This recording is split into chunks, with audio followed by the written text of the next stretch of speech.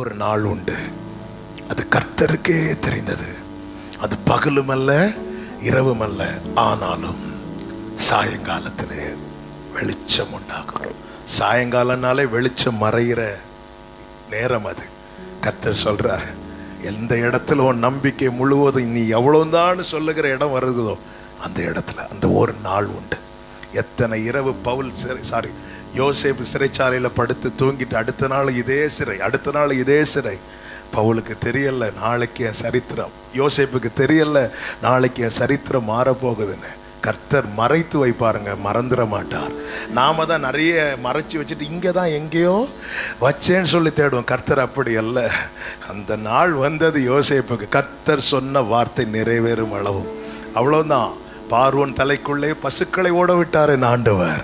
நமக்கு முன்னாடி ஒரு கொசு ஓடினா கூட நமக்கு தூக்கம் போயிடும். ஆனால் பார்வோன் தலைக்குள்ளே பசுக்கள் ஓடுகிறது, எழுந்து நிற்கிறான். ஆமென். என் தேவன் எவ்வளவு நல்லவர் தெரியுமா? ஹல்லேலூயா, ஹல்லேலூயா. இஸ்ரவேலே, நீ என்னால் மறக்கப்படுவதில்லை. ஆமென். ஏன் அனுமதிக்கிறார்?